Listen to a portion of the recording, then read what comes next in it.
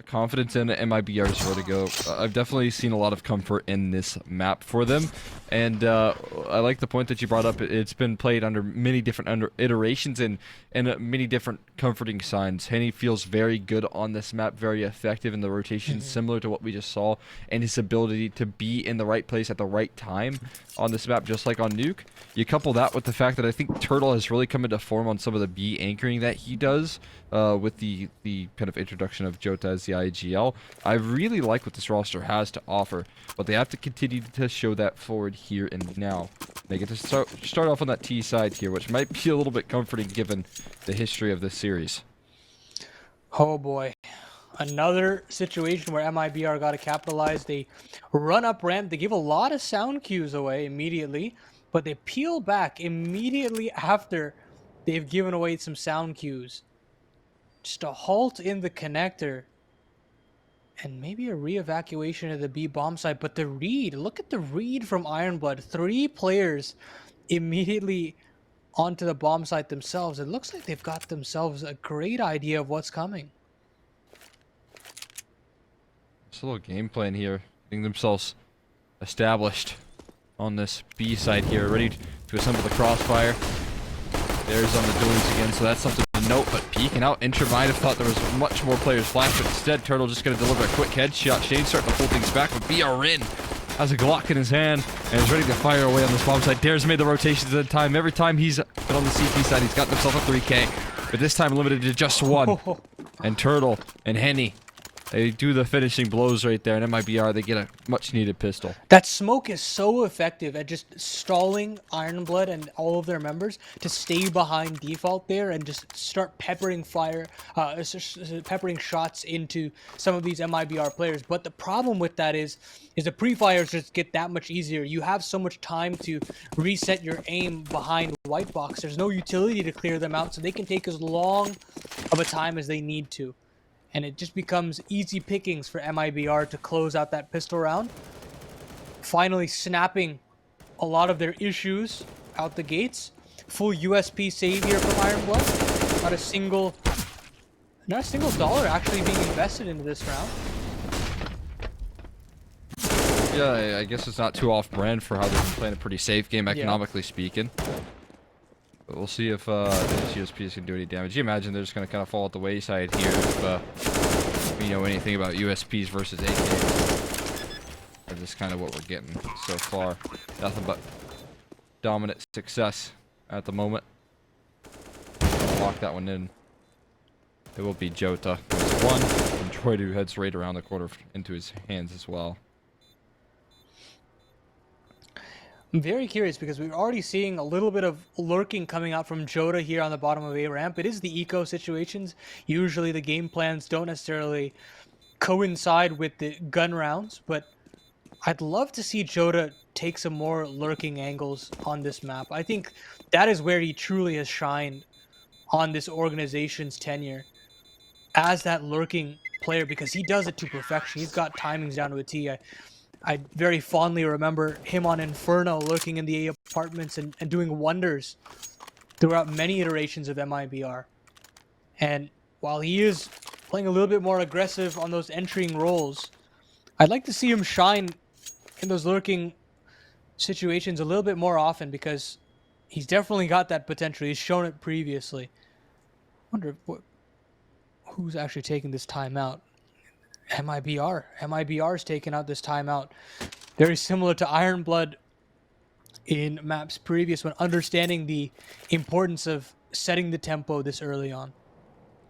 Yeah, I actually love that they're taking a page out of the book. I mentioned over on Overpass that it was actually the only team that took any timeouts was Ironblood, and they took it to establish the game plan very early on when it comes to the CT side, or the T side, and what they wanted to do. And yeah, I think they reaped a lot of the rewards of that by finding some great positionings, catching them off guard. But it looks like Turtle and the rest of MIBR, they might have the same exact fate with early success taking place.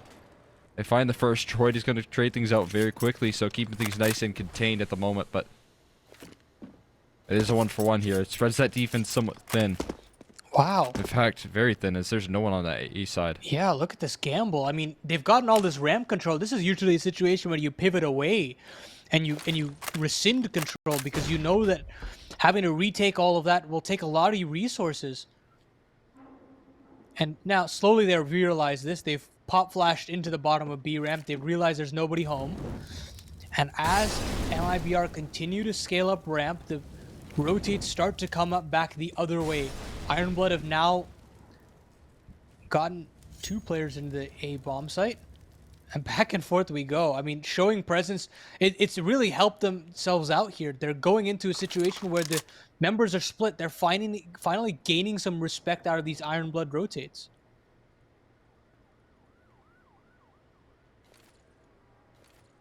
That's exactly what the doctor ordered here. They're still moving in onto this B bomb site here. Oh, beautiful headshot. Now Droid's attention. He's been spotted out there, and he just gets gunned down by the masses. Still Henny going aggressive as ever and trusting his teammates to back him up here, and he has an angle, but now Snav is going to hold things down. And Joel, last man standing, has the chance to isolate, but Snav delivers the quick trade and the finishing blow. It is a scrappy first gun round, but that was to be expected here between these two teams. They might have split the bomb sites 2 and 2, but that was pristine to push aggressively onto that side of that smoke. The rotations were just so snappy in that situation. And not enough killer instinct from MIBR, and Ironblood punished with some fantastic trades of their own to the tail end of that round. Gun still up here for MIBR, but with how close that came to be, down to a 1v1. 2 MP9s up, and now just 1. Droid taken down early. Yeah, that's like the opposite of killer instinct from Droid right there. That's how to get killed quick. As he just aggresses in towards the B side. Now, again, partially the game plan here was to try and establish that early control, but just doesn't work out. Looks a bit silly at the end.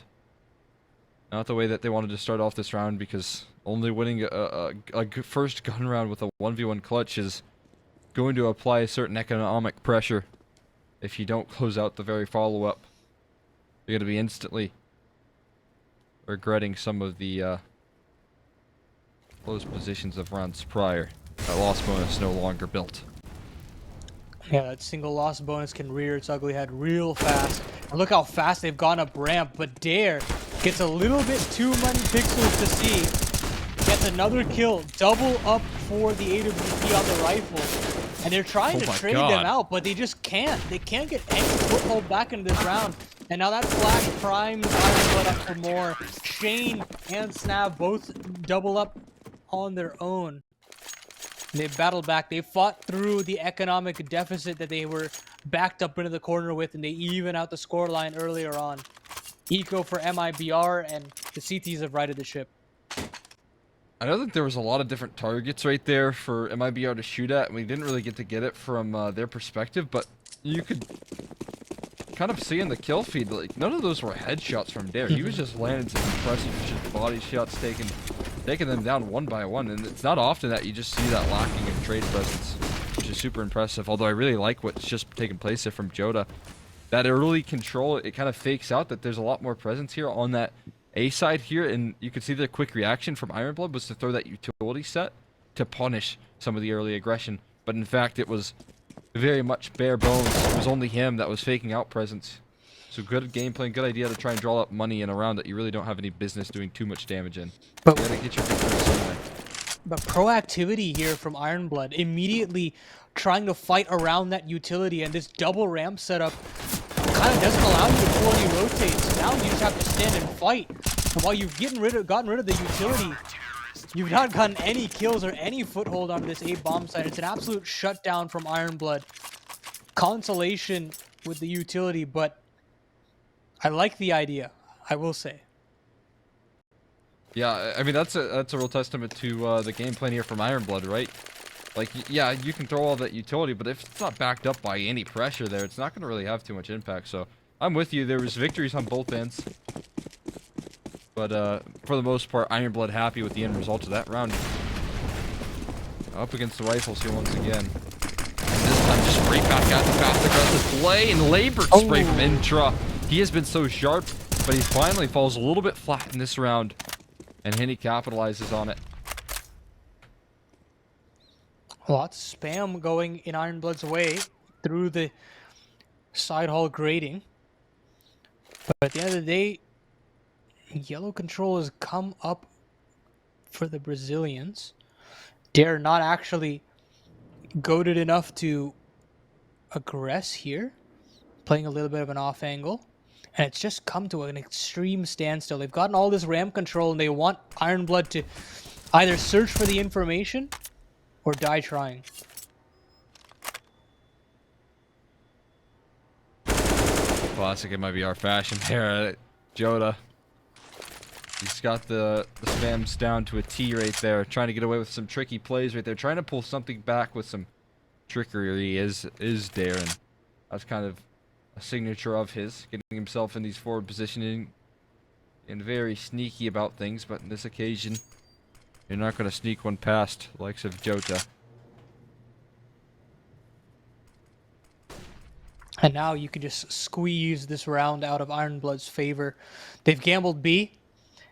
And if anything, Exit should get all the information holding up in the mid position. Bomb plant comes down with 15 seconds to spare.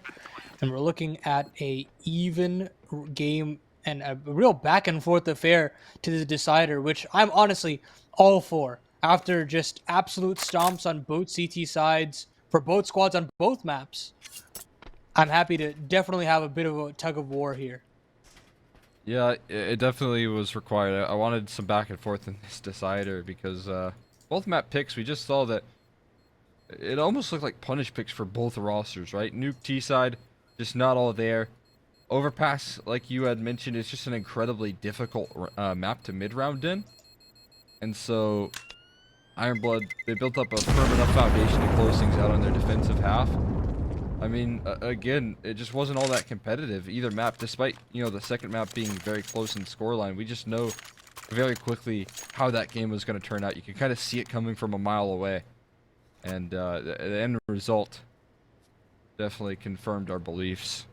Now, this one, it has a lot more back and forth, at least early. No one's really running away with things, but it doesn't necessarily mean that that'll remain the case. It's kind of how Overpass started as well, right? And eventually, MIBR began to run away with their CT campaign. As soon as we switched sides, things went from bad to worse, with MIBR struggling to put on any sort of a fight on their T side. But this time is very much not the case. Already evening the amount of rounds that they got on Nuke.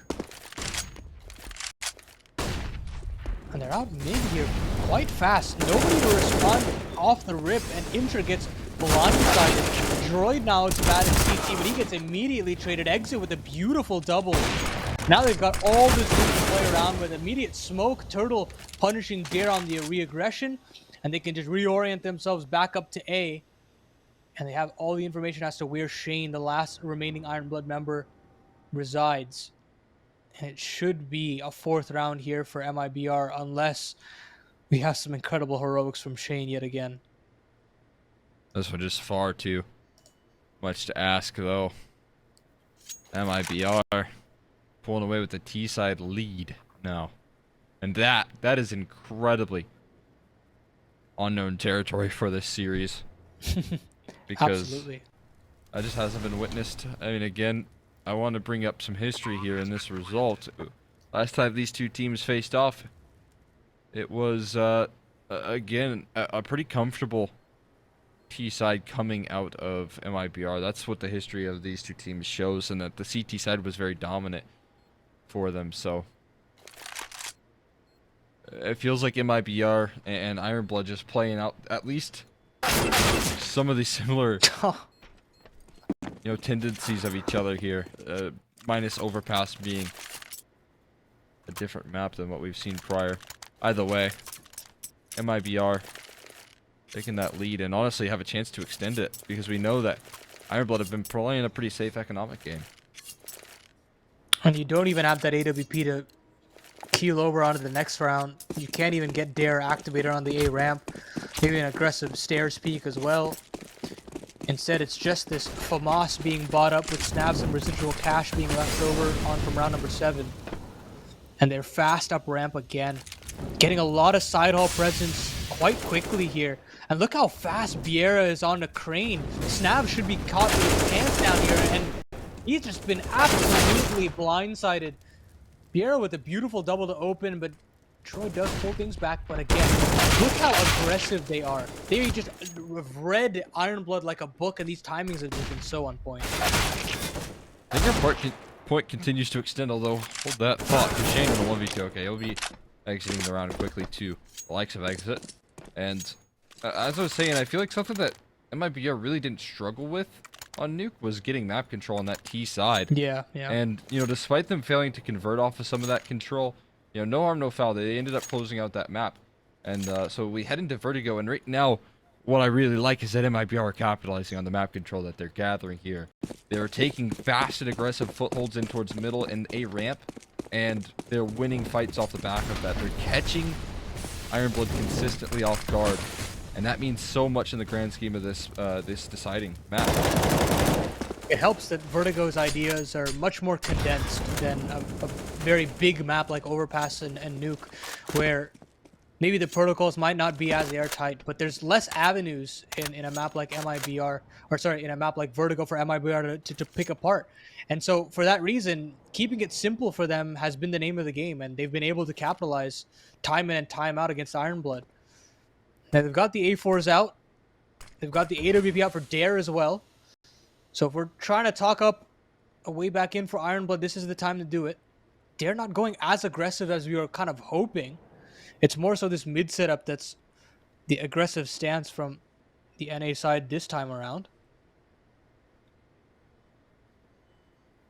Very committed mid setup here. They're hoping to get a similar round to rounds prior where they just aggressed quickly, exploded out towards middle. But if Exit pluck apart in this lurk, that could mean so much. They shouldn't expect to.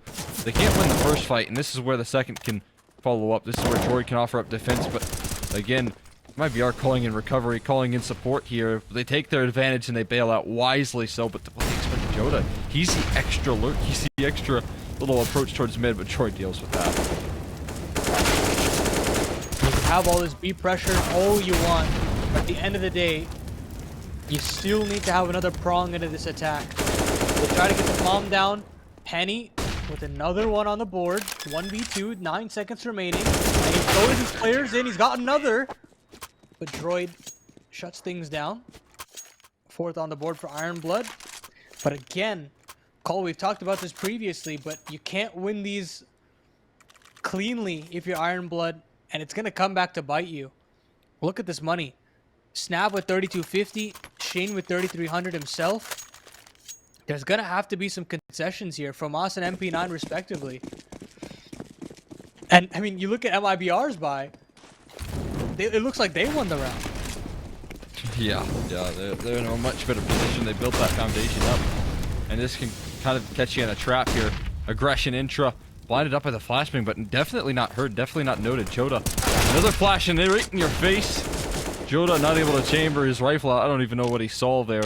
Probably nothing but gray screens, and now a couple of kills starting to favor you. This is what Ironblood need to really pull this one back. They need these quick advantages. Most importantly, they need to keep this one tidy. That's how you build this foundation and economy. DARE, rare miss on the op as he shoots prematurely, and Henny on the repeat is going to get that one. You've got a little bit of room to work with if you're MIBR. You got side hall pressure, something that you've been looking for time in and time out. Snap is also aware of this. I think he caught a little bit of a toe there. Punishes Turtle's walk up. And now a lot of the pressure has kind of rescinded itself now.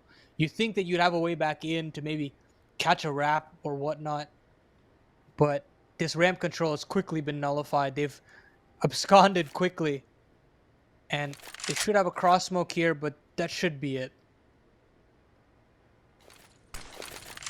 Yeah, they'll try their very best with it here. Not a lot of deterrence utility, which is something to note. And again, man, Henny in the clutch is kind of where you want him with how precise and how explosive he can be. He'll be the one in charge of punching in those numbers. Flashing, they'll blind him up. This will allow him to crawl through the blinded up. player, Exit, trying to provide coverage, but Shane just going to double down. And that is definitely the tidy round that they needed. That is absolutely fantastic. I mean, you were speaking about deterrent utility. Well, sometimes offense might just be the best defense, and they just surge forward beyond the one flashbang. And Shane primes himself with the MP9. It decides to become the strongest weapon in the round to just close things out. And now, concessions for the Brazilians. Tech 9 for Briera and a Mac 10 for Henny. And we stay even. We do. And more back and forth in this exciting map as we almost anticipated here, but popping some shots off. A lot of damage confirmed there on the Intra. He's already done good work on low HP, but this time it actually comes at a cost of DARE with the AWP. A little trade, a little exchange. Bogdan's Law still in full effect to this day. That's how you know it's truly a law. It's just, it's ingrained into Counter-Strike at this point. Commonplace. What a fortunate guy that Bogdan. Not a lot of laws in Counter-Strike, but to be among the likes of Zonic, North American player, that's unreal. But that's an unreal kill from Turtle. What was that?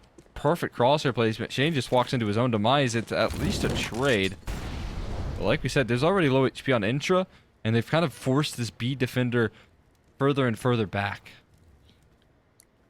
But again, they've taken a really long time to scale up the stairs here. And if they want to get up into the site, they've got to go now. But a triple B lean from Ironblood suggests that this is not going to be easy. Oh, but that was the key piece there. The mid-lurk from Jota is absolutely timed to perfection. They haven't accounted for Droid. I don't think he dropped the bomb there, and the ticks of the damage were heard by Briera, and they navigate it. Wonderfully timed lurk there from Jota to shut things down there. That could have gotten really poorly there. Yeah, again, I feel like once these T sides become a whole lot more comfortable, it feels like Jota's doing a whole lot more work of what he really thrived in. Where he's able to time things very well, do damage on some of the lurking positions, and it's helping out this T side so much. BRN getting tricky with it. It looked like he was going to throw an AG on the edge there, but instead just a comfortable save there from DARE. He's the right guy for the job in this series, but again, the back and forth nature of this map, it's really not favoring the CT side by any means, especially economically. Oh, not at all. Not at all. I mean, if you can have just a couple of those rounds where individually Jota just steps up and gets those necessary impact kills, you have players like Henny firing off, and you just get. I mean, even in this situation, 6 rounds feels like plenty for MIBR to strut their stuff and close this game out. And with just how skimp this entire series has been with the lack of T sides, this is going to be quite the uphill battle out the gates for Ironblood. They've got to find a way to quell this fast. But right now, it just feels like MIBR, they've gotten a great game plan here on this T side of Vertigo. No need to fix what isn't broken right now. They're just keeping the game plan true. Some pace changes have been very promising here, and some fancy flashes to toss on out for this B-execute. They're just throwing so much utility, and Shane, who has been lighting up the anchoring roles in the prior map, is limited to 0 kills in this occasion. It's polar opposite impact, and that is a very impactful nade right there, sinking on in. This is what I would imagine a save call coming through very soon from Ironblood, unless Intra can say anything about this round. This might offer up some encouragement. Jota not able to spot him, and now he's going to be a thorn in their side, but the rest of the team starting to fall off. It's really indecisive play taking place right now, but Intra bailing out, and unfortunately, maybe his flank could have encouraged a retake, but the rest of his teammates were not so committed. I think this is the right decision. I mean, you just play that as an exit rather than a way back in. Too many times have we seen even in the highest tier of games where you get a kill back, you get into a man-even situation, you think that there's a chance, and you throw away all your rifles, you throw away any kind of economic sway that you might have in the next round, and you potentially blow over your entire CT half because of one rash decision, because of one kill. And this time around, again, Ironblood make the tough pill to swallow of a decision, and they hang their heads low and they back out, understanding that they had very little utility to speak of to get their way back in and try to even up this game as much as possible. It's a good point there. They don't want to allow MIBR to run away with things, and that's probably what we could have just gotten out of this half if everyone would have fallen right there. That's like it's complete reset territory, right, where you have just no money to work with. So excellent point there. They're gonna try and pull this one back though with another buy where maybe utility's a bit lacking. Maybe there's one player on a FAMAS. And maybe it's not the right player to be on that FAMAS. It's Shane. You want this guy wielding every last bit of firepower, every last tool at his disposal to be working up against this constant B aggression, but might not be needed in the early round right now, as for the most part MIBR defaulting slowly but surely up the ramp side. Great counter utility from DARE, but the utility back is swift, and so is the ground taken. I mean, beyond the first couple of rounds from the CT side of Ironblood, they haven't been fighting for ramp aggression or even trying to re-aggress. Look at this passive setup here. It's going to deal an opening frag in their favor. Biera goes down, and this 4v5 starts to be a little difficult in trying to get back in. Oh, I think that tag was heard. It definitely was. Turtle pulls one back, and it sends DARE into the waiting arms of Henny. The rotations are here for Ironblood, but the picks, they've fallen firmly in the favor of MIBR. 20 seconds on the clock here. They've got to go, and here come the cross smoke. Utility being tossed in towards this A bomb site here. The cross smoke's already established, and again, you know, only one flash to offer up deterrence here, but they're going to push past it again. The offense, the roles being reversed, but the numbers do overwhelm. Exit dink down, kill not confirmed there, and now creating so much chaos. It's a team flash in the mix there. Droid has to expend so much ammo, but 30 bullets in the chamber there. Only one more to kill. Exit, as he makes his escape down the ramp side here, tries to reposition, but can't in time, and Droid going to pull that round into favor, but it's another one of those rounds. It's scrappy, and it's narrowly closed out with a 1v1 victory. At the very least, you get to save this AWP, but great awareness from Droid to push the issue. Understanding where that flashbang was coming from, that he knew that it was the bottom ramp player. Even out of bullets, he understood his role. Gets that defuse in again. With this CT economy, the A4s that are being purchased are going to be more expensive. They are not going to be cheap by any means. That extra $400, $500, it comes back. It comes back to haunt you. And even with that, look at the utility. Nothing on Intra here.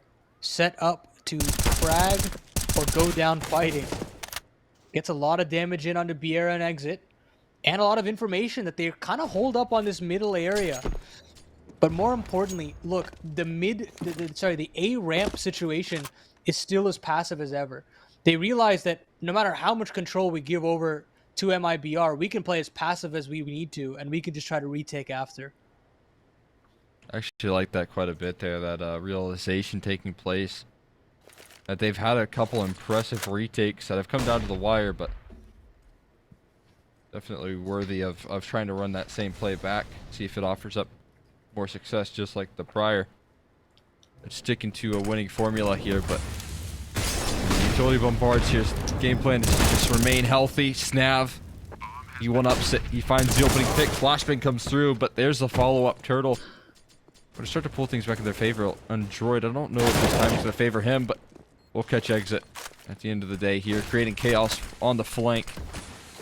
And drawing out a lot of eyes in his position. He even flushes out this player on side hall, but JOTA, he might have to reposition, but he still confirms that kill, which matters so much. That takes care of the flank, that takes care of so much of the issues, and Henny gonna get the bomb diffuser. DARE has to fall on out. And this is the issue here, so many close rounds. taking place here. It feels like every round that Iron Blood have won is a 1v1 situation that they close out, but it's going to immediately reset that economy again. I mean, this is the problem when you do want to play that passive. The difference between round number 14 and round number 13 is round number 13, you still had players in front of the smokes. You still had a player on close wood. You still had a player sitting on the bottom of crane. And so that regardless of the situation, you would get into a 3v3 situation or a 2v2. Not in the case of this time around. You have interest sitting all the way back on the CT side of things, behind the cross smokes. 5v5 retakes are so difficult on the A side. You have so many opportunities to spam, so many angles that you have to clear if you're Iron Blood, and they just couldn't get it done. So not able to walk that line of passive and aggressive and searching for information. And it comes back to bite them. MIBR secure the half lead and looking for 9, because at this point you got to look at the pots and pans that Iron Blood have brought forward. 2 MP9s, a 5-7, a Deagle, and they're out mid, but Dare's got himself a collateral. Ooh, but he gets traded out. There's the heavy weaponry already taken down, and BRN is on an absolute tear. One more head to be given to him, and he will rip them all off. It's just going to be Shane, the last man standing. He's got himself in a 1v3. He did a lot of damage in that last map, but he's going to walk right on into BRN. And that's going to solidify things right there. A 4K to close things out. That is exactly what you want heading into what is going to be a potentially very favorable half for MIBR if trends continue on the CT side. That's what we were looking for, man. Adaptation, understanding of how the defense likes to approach things. We weren't getting anything of the sort on Nuke, on Overpass from both teams. And now finally we get a good T-half out of one of these squads. I'm very happy with what we've seen from MIBR. And now Iron Blood, this is their toughest test yet. They've got to find a way to climb through the end of this series on the T side of Vertigo. We're going to take a quick break, but when we come back, we'll see whether or not we can have that miracle of a run from Iron Blood, or whether or not the overdogs of MIBR can shut things down on their defensive half.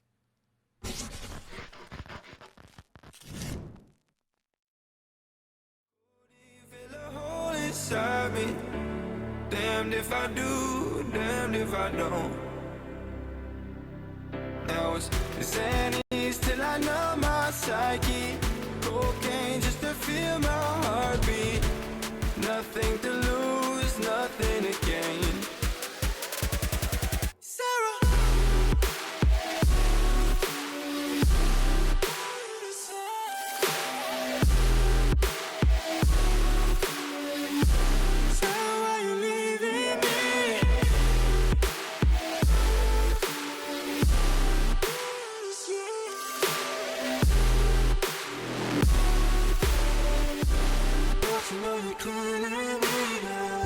Sarah, I lost myself today trying to find ways to make you stay.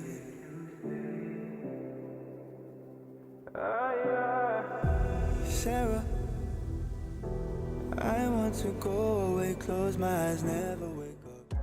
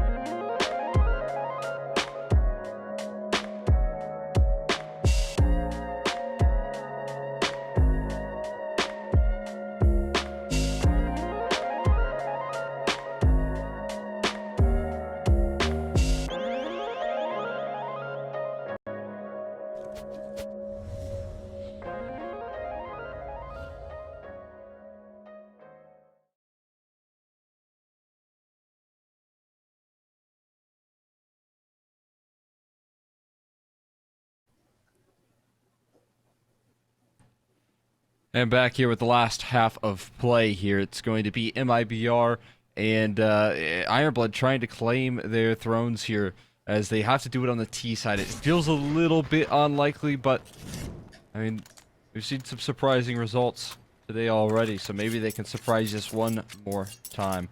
We'll see if that's the case. They have to do it on the T side here. I'll respect the hell out of them if Ironblood can get it done, but this is a tough ask. It's a tough ask, and it's got to start with a real momentum swing in their favor. But Henny immediately starting the proceedings, traded out just as quickly by Intra. Snav getting it open on a Sandbags player, and they've got themselves the A-bomb site. It's a very confident team right now out of the gate, so coming in with a lot of energy, finding a couple opening picks, coming in, clearing out their game plan. Molly for Sandbags, quick trade and the side haul aggression. This is exactly how they wanted this round to go, but one last prong to this is a counter flash and a double up on side haul. Maybe they could push through this smoke either way. Very interested to see what they go for here as they try and phase. They're going to walk into an immediate crossfire into the meat grinder of the jaws of Ironblood as they near certainly claim this round. The finishing kill on the BRN. It's 9-7, and this is the start that they certainly needed if they want to close this one out. I'll give you a fun little statistic. Over the last 3 months, MIBR's win percentage in terms of CT side and T side round wins, 52.57% of their wins come from the T side, and 47.43% of them come from the CT side. So surprisingly, on Vertigo, they actually prefer the T side in terms of round wins, which is very odd. It's very unorthodox, but it is something to keep in mind. Now, it's very early doors, but we can start to draw a little bit of a narrative there if this does actually spiral out of control. The puzzle pieces are there for Ironblood to at least start this comeback train. That's the exact way they wanted to kick things off here. Started off with a round conversion here. Get those guns out. Start to build some confidence. My goodness, BRN though. Confidently locking down that A-bomb site with only a USP. They're going to walk into the stack here. I don't really know how much damage can be done with only USPs, but with 4 players, things can become problematic very quickly. See if that's the case.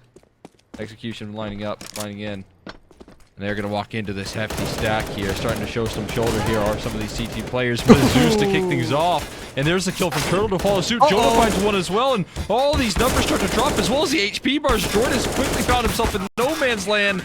And how has it gone oh so wrong right there? It starts off with the Zeus and it finishes with USPs just singing. Oh man, I'm pretty sure that Zeus was the only investment from MIBR. That is it. And that one little yelp from the Ironblood member that goes down sends the entire team into disarray. They completely refuse to check back pillar, back Jenny, back everything. That it just falls all apart, and default USPs send Ironblood spiraling. Look at what they have to deal with now. Triple Deegs, 2 flashes to speak of with those Tech 9s, and they're just gonna try to trade their way up middle. That is brutal stuff here. If they could redeem themselves for the very next round, that would be so nice, but they really tried with this early B control. It didn't work out in their favor here. They got mollied off. They tried to slip it on in, but no luck there until all of a sudden they're forced to reroute. They've used some of their positioning, some of their clock, some of their time to claim this space, and also they have to reclaim this ground on B, or A rather, so they have to bypass Henny first. Good off angle. They might actually get caught overwhelmed, and Henny not even delivering a single kill. Now BRN is going to get completely caught in no man's land as he tries to recover this round, and again, redemption is in the cards here despite what was a very bleak last round. Maybe they can make things all in well in the very following. Bit of over-aggression from Biera, and it does get punished by Ironblood. Smartly done with their efficient trades there, spreading out to really rock some of these MIBR members, but exit to up to bat, fighting from the side hall, not relinquishing any sort of map control. And there's no real room for Ironblood to shimmy their way on up into this A site. Crossfire seems to be a little too strong, but DARE finally snaps one back. Jota hard to note him, but they will. DARE, incredible awareness. Flashbang Turtle might go on through it. He will get caught right there. Derek will close it out. And the back and forth kicks off once again here. Forced by Wars early on in a very impressive fashion as well. Iron Blood losing a full USP round. It's very easy to bow out of this game and call it a day. That is maximum frustration. But to follow it up with a eco round of your own is so incredible. Yeah, that's a crazy bounce back. I mean, we've spoken about DARE in these kind of low man situations, and he's just risen above the rest. This guy is the most clutch player on the server right now by a long shot. And he's dragging Iron Blood back into this game. Early ramp pressure, and DARE gets an early trade back. They've gotten ramp control, they've gotten themselves a 4v4, and they've gotten a kill on the Henny. DARE is doing work for this squad. 2v4 now, and they have the prime opportunity ahead of them to get themselves a 9th and shut MIBR down in this Force by War. I love what you said. There's the most clutch player, and this is the most clutch time right now on the map. A couple of kills back from exit, but DARE, of all players, going to close that one out. Right, your game 3, your map 3 decider here versus what is an absolute Titans. And honestly, your backs are kind of up against the wall if we consider how dominant these CT sides have been. But the fact that DARE's been winning some big rounds, finding some big kills is going to certainly encourage some resistance from the rest of the roster here. It's got to.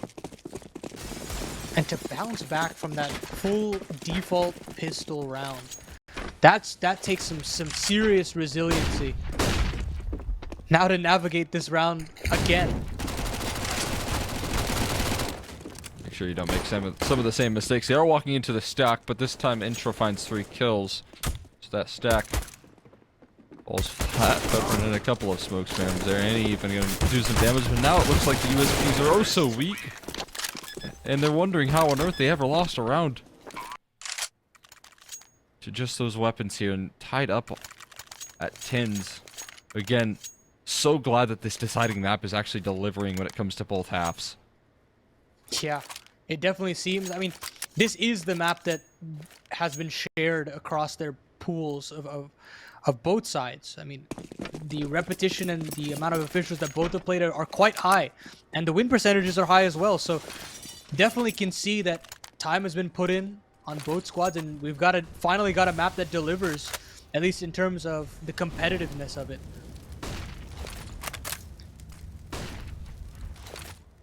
There's no question about that. Definitely grateful for that. Ooh, look at this. Throwing a little bit of a wrench in the system here. Quick little B-pop in order. Snav already got past the line. He's in danger. And Turtle's now in the danger zone here. I think a little Children's been spotted. Flashbang. He's already passed it. Intra. He does get taken down. And again, they have to worry about Snav on the exit. Turtle trying to dance between 2 guns and will choose the lesser of 2 evils. Walking into the AK DARE. Going to deliver the equalizer from Shane as well. So round is up in the air as to who's going to be claiming it. But at the moment, MIBR really stacking the resources over towards that B bomb site.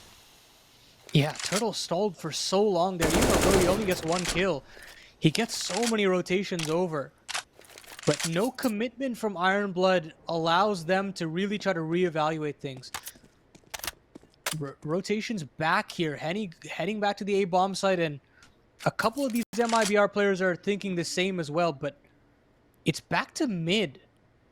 So really trying to get into the heads of MIBR Iron Blood. But there's only 20 seconds on the clock here. They've got to make a decision fast. And I think it's this mid to B play here. Henny up to bat. And so is JOTA. Oh my god, timing. It could not be any worse. Back return, Henny. He completely missed it. And there goes JOTA. He has been blindsided in every sense of the word. Bomb planted. Decisions now need to be made here very quickly as to whether or not MIBR will take this, but maybe DARE making a slight misplay can't encourage them. Clearing out all angles. Snav, Shane left in the closer here, but Snav puts things back. Shane looking to follow it up. They're taking aggressive fights here despite the bomb being planted here. There might not be any need, but they spot out Henny. That's the baiting of the shots fired, so they know exactly where this last player is. They're trying to play a contact game, jiggling out for information. Henny's doing some great damage and finds the isolated tool, but time is ticking. And Snav's bought just enough time to close out this round. Might not be able to escape here, but he will close it. And safe and sound are both players here. Bomb about a dud on this map, but Ironblood claiming the lead here. And respect needs to be given from MIBR as they cannot discover how to lock down this CT side without USPs. That was just fantastic from Ironblood. They threaded that needle so well. Just the timing of JOTA giving up that mid angle. A mere seconds, JOTA is like so confirmed that A aggression was coming. That's where they last spotted in the bottom of A ramp. And yet still, Ironblood come out on top. They claim themselves the lead. And as you said, Cole, bar that USP round, there is nothing to speak of from MIBR. Yeah, I mean, that's not a round that you could really rely on either, but... No, not at all. It's something that you needed here. I mean, it gives you the lead and it gives you a chance to claim 12. And you know, even if you can't rely on a round like that, it could certainly catalyst a close if they can make sure to continue the momentum of it. I mean, that's a frustrating round to lose right there for MIBR. I'm sure JOTA very frustrated with the end result of that one. And now, saved over A1S and upgraded pistols for MIBR. A gamble potentially here on the B bomb site, or sorry, on the A bomb site rather.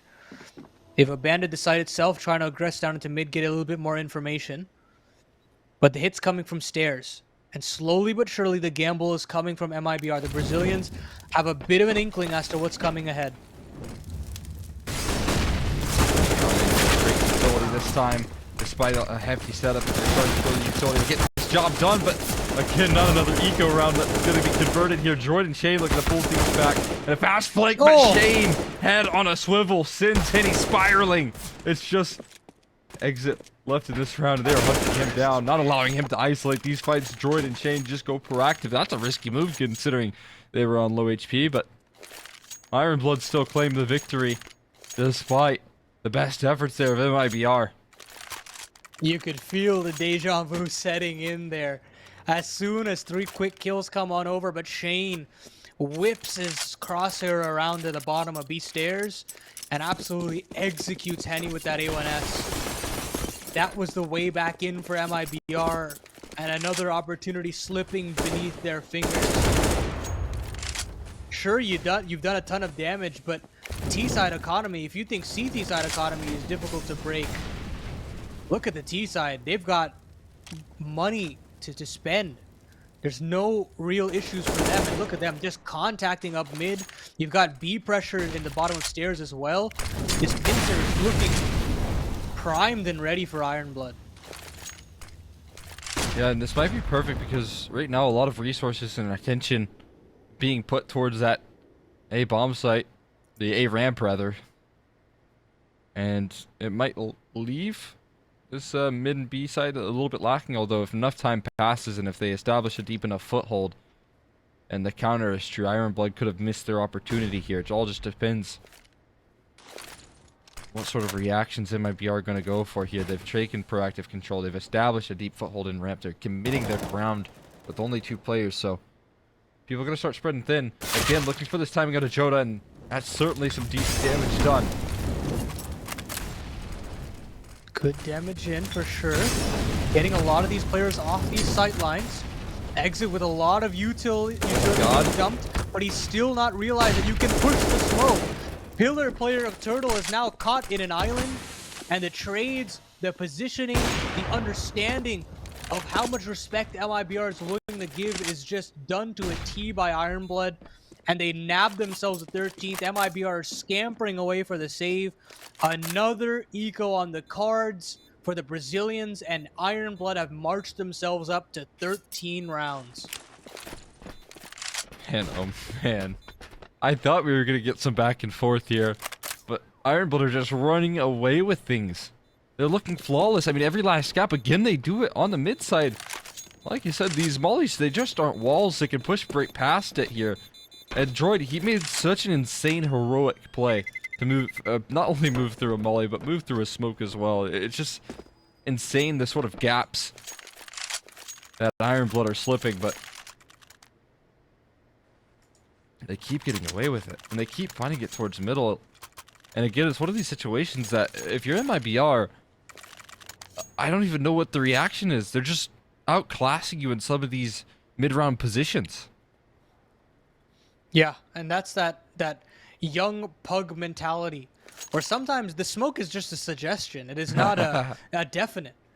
And you can see that pushing and aggressing there, it's so unorthodox. I mean, you go to Malta and you play in EPL, you're probably going to be able to dissuade if you're exit, but not in ECL, not with Ironblood. And it just catches them absolutely dumbfounded. Turtle on the back of Pillar is just absolutely confused. That's a great point. These guys aren't expecting this aggression. They're not expecting these plays. You can see it in the server. It's so very evident. And to make that in the map 3, the deciding map, you know, already frustrated. It really shows that Ironblood operating with nothing to lose, and MIBR, the reverse is true. They've got a whole lot to lose here. This is not the way that you would want to kick off your season if you're MIBR. Again, I mean, playoffs, for this caliber of a roster, it has to be guaranteed here in ECL. They have to give themselves a chance to at least make it to conference here for another season, to play in Malta once again, as they're able to really perform well. But look at that dare! What was that shot? Absolutely stunning. That is filth. Absolute filth from there. Getting rid of, I mean, honestly, not even getting rid of, just deleting your counterpart in Henny. And this just opens up all of the map. Now, MIBR is so nervous. They don't know about ramp. They don't even know about this B pressure either. And it should be ending B, but they're pivoting back again. That one smoke has pulled so many rotations, and INTRA getting a kill onto Biera opens up the A bomb site. Look at the CTs just trying to scramble for any sort of presence on the A bomb site, but it's too late. The A bomb site has fallen, and now they have to defend. But Ironblood, they're aggressing. They're pushing forward. This is so overzealous, and they've snapped up so many mistakes. 13 seconds left. No Droid shot. in such a difficult situation. I don't think he can win this. I think it's over. I think MIBR have their 11th.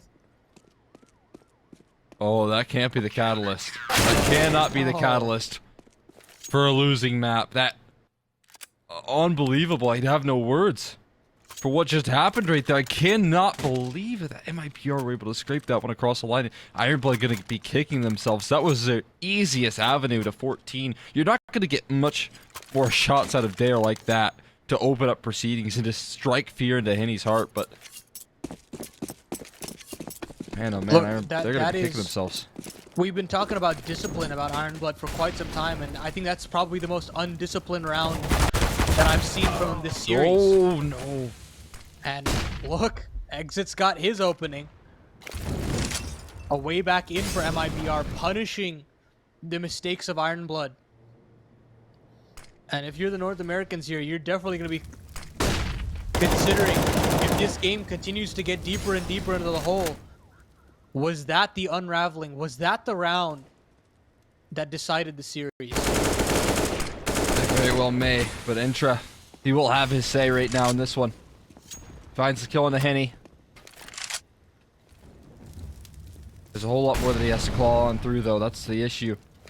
It's just one answer back. It has actually flushed out a couple of these aggressive A players deep into their sightline, so it's going to allow for Ironblood to maybe claw in towards this A bomb site to redeem themselves after last round by collecting the space. INTRA has to do it again, though, and this time he gets caught out with utility, unable to follow up off his success.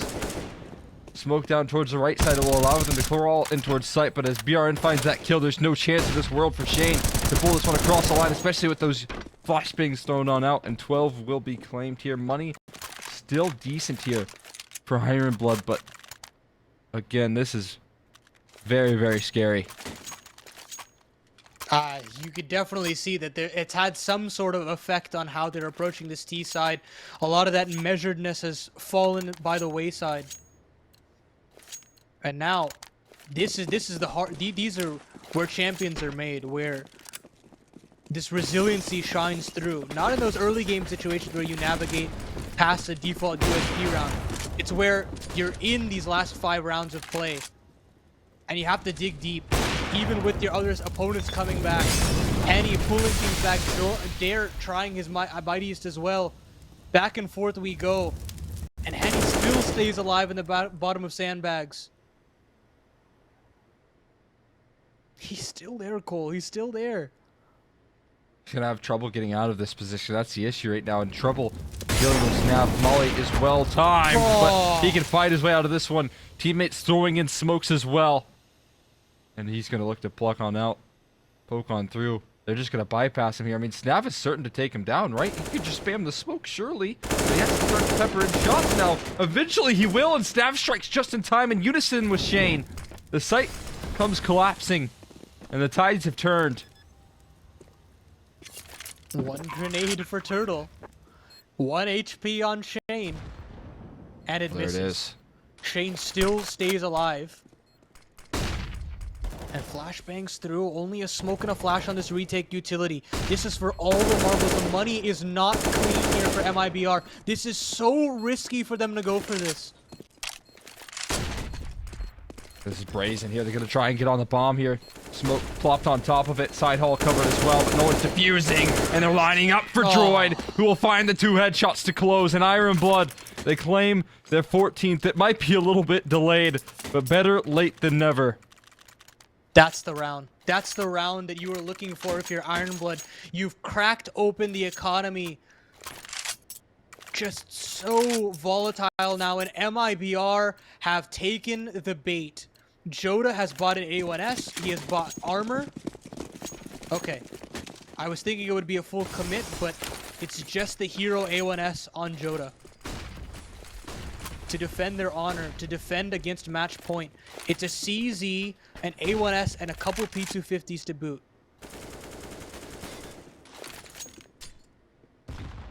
This is a really interesting call here. JOTA, again, affirming his confidence, but I gotta say, it's been a little bit of a slow map here, but off angle held. That is such an insane peek, and there lands the leg shot. There goes your rifle. Down to 1 HP here. He's holding on to it, though. Nice molly to flush these players out of position. BRN taking some damage and honestly forced in towards such more passive approach, but this has bought enough time for MIBR to start to reinforce this A bomb set. They're calling in for a lot of rotations. In fact, all 5 players cheating their way on over. CZ up close with Biera. JOTA's here as well. Again, 4 individuals, nearly 5. And Biera gets activated immediately. Dare with the immediate trade back into the 4v4. Bomb plant still imminent, but Dare, that's a key kill. Getting rid of that rifle, and it's stuck into a place where it can't be retrieved, but Exit does find a way to nab it back. Can't deny the plant. Smoke starting to fade, and Exit gets rid of that AWP off the table. A little bit more space to breathe here for MIBR, but no kits and a lack of armor is going to make this really difficult. Snav almost plucks him out straight through the wall there. Exit, he probably has to make a decision soon if he wants to go for this. Turtle tapping the bomb. They're still trying to find these kills here, but they're starting to close in unison. We'll find 2 quick frags, and again, Henny, if he could save this rifle, he could give it to JOTA in the next round, but getting out of this round is near impossible. Henny not letting him leave. Sticking around here, and Shane might go down with a ship. Shane sneak his way on out. Oh, he does, and he finds the kill into the op. That op's gonna drop off the map there, and oh no, he does fall. That's disastrous there. I know that Vertigo bomb, it's quite a dud, but just enough damage to take care of Henny. And that's a bummer. You really wanted to keep that A1S there. You look at JOTA, now he's dealing with an MP9. Having that hero A1S comes with its consequences. And not being able to save it over definitely comes back to bite. You don't have everything you could ask for. Almost everything, but no AWP on Henny. And only 1 singular kit on Exit. This is the chance for Iron Blood to strike. For them to keep alive this undefeated streak they've had in ECL. And to take down one of the Titans in their group. What a scalp this would be, Cole. Yeah, this is going to show that MIBR is definitely vulnerable. I think a lot of teams have discovered that right now. Iron Blood certainly looking like one of them. To continue their success in this season. Another 3-map thriller for them. And MIBR, they could be in the mud after this round. Flashes go on in. They're going to test the B site, and it just seems so weak. Turtle's on an island right now. He has one molly to offer up any sort of resistance that can be used effectively, but he's taken a very passive approach towards his site hold. Maybe might be the right move, but he gets immediately punished by IBG.DROID exit with an immediate trade back. And they've kind of been stopped in their place, but that's when Snap strikes through the smoke, headshot on the exit, and it's only an MP9 to remain on this B bomb site. JOTA's staying alive, he's fighting tooth and nail, but DARE pulling things back, nearly another on the Henny. 2v2 and 2, but no bomb plant means Henny can wreak havoc alongside Vieira. And through the thinnest of margins, MIBR have gotten their 13. Able to scrape that one across the line here, and we will stay alive for another day. MIBR calling out a timeout as well. Trying to figure out a path to 15. 2 required here. You almost make it this round required here. And we know how Iron Blood have been playing a very, very safe game, economically speaking. Do they go for the purchase? I just don't know. But they're certainly going to take some time to discuss it. In fact, they're going to be given that time by MIBR. This timeout called out by them. I think you definitely take the half buy here. If you're Iron Blood, you stay true to that mentality. You buy armor, you buy some pistols, you try to overwhelm maybe a position. You know that there's certain positions across this map that are pretty susceptible. You've threaded some needles quite a few number of times. Maybe you can do it with the pistols here. But they don't even go for the armor. They just want all the bells and whistles for round number 30. They are basically co-signing here alongside MIBR that we're gonna go the full distance. No question about it here. Not a lot of threat in this round, and they're walking into the crossfire. There's so much names on this A bomb site to claw through. Shane only has a Glock. He does find a kill, impressively so, but JOTA puts an end to this madness.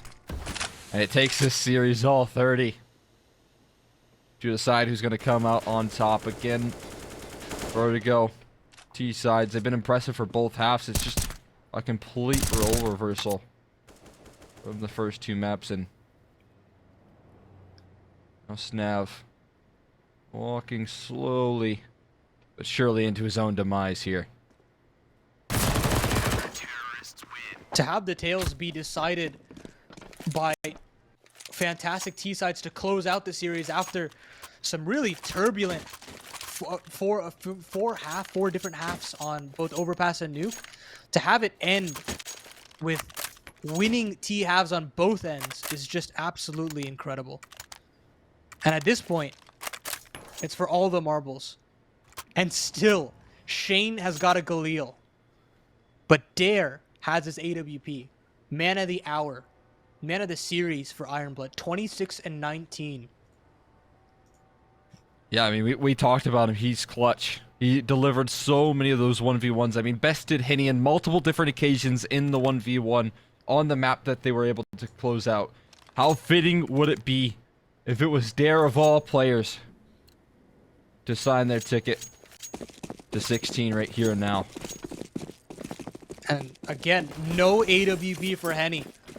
He has been out-dueled time in and time out, and they're fast up A ramp. I haven't seen this kind of ramp take in quite a while from Iron Blood. Are they prepared for this? Vieira is not. He's been team flashed, and he goes down early. A man advantage and a chance for Iron Blood to convert the series here and now. Snav wasn't blinded up at all there. He just finds himself a free frag opening pick there. BR in a heavy hitter on this A defense has now been sidelined. And that's immediately creating chaos in the MIBR defense. They are trying to recover this quickly. This molly a little bit misplaced there. Snav looking to duck out on some of the damage, and he will be able to avoid it. How long can he commit towards this position? And DARE, he follows it up. A kill on a JOTA. One more to add to the tally here. 5 on... Well, 4 on 3. More side hall aggression as Snav converts. MIBR falling to pieces. In the 30th round here, 2 players joining forces on this A bomb site. Only 2 more kills to add a 3rd win to the season. But Henny, of all players, looks to be the wall here. Spam through the wall as well to follow it up. This 2 on 3 still committed. Turtle tries to regress up towards the ramp side of things, but still They haven't closed it out just yet. Droid trying to finish the job, but it will be Shane to save the day, to solidify things, and to give Iron Blood that 3rd win of the season, starting MIBR off so sour. What a win from Iron Blood. That was absolutely deserved. I mean, we've talked about a young squad like this to be very hot-headed at times, to not necessarily know when to get back into games and absolutely bow out and have these absolute mental collapses, but not this time around. There were so many situations along